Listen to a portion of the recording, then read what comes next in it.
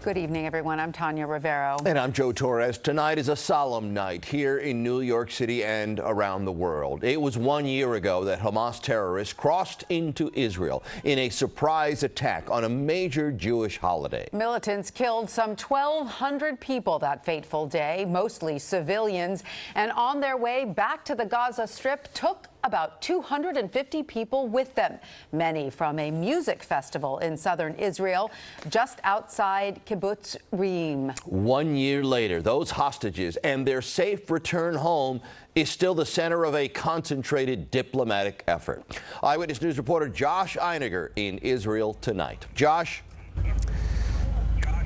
Joe and Tanya, good morning. It's about 6 in the morning now here at the site of what was known as the Nova Music Festival. We're at what was a big wide open field just about 3 miles from the Gaza border, and it's here where Israel suffered its greatest loss of life on October 7th. 364 people, all of them civilians, were slaughtered in this area, and their pictures, their smiling pictures surround me in this field. And we're here because in just a few minutes we'll begin one of the vigils planned for today as sun rises here in southern Israel at 29 minutes past the hour, 6:29 a.m. local time to be exact.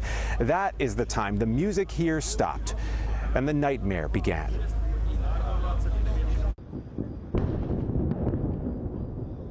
Israel's assault on Hezbollah continued through the weekend. Explosions lighting up the sky in South Beirut as the IDF pummeled what it called weapons depots. And in Gaza, a new round of airstrikes targeted a mosque and a school Israel says Hamas had been using as command and control centers.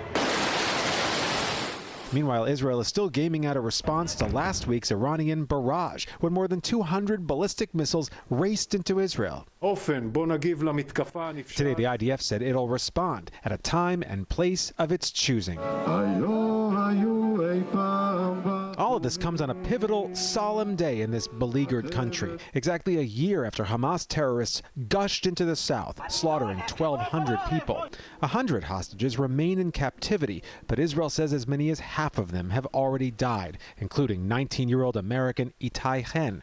Ruby Chen is his father. And on one hand, it's like a year, but it's more like a Groundhog Day that you wake up each day and it's a continuous day over and over and over again. Today in Tel Aviv, he and other hostage families met with Jack Lew, the U.S. ambassador to Israel, part of the team struggling to secure the release of the hostages, 7 of whom are American, and no more than 4 of them are still alive. We have our concerns. The elections is coming up. What does that mean? What does it mean about the team that's negotiating?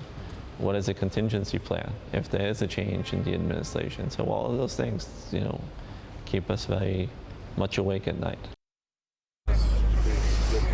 There are so many concerns about the state of U.S. domestic politics. The election is just about a month away, and those U.S. families, the American hostage families, are just hanging in the balance, waiting to see what might happen next. Meanwhile, 1 year later, as I said, there are still about 100 hostages in captivity, and the war across the Middle East is only intensifying.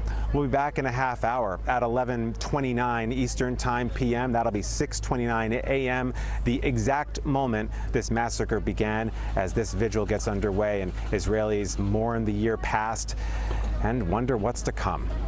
We are live in southern Israel this evening. Josh Einiger, Channel 7, Eyewitness News. Josh, thank you. We will be checking in with you again shortly.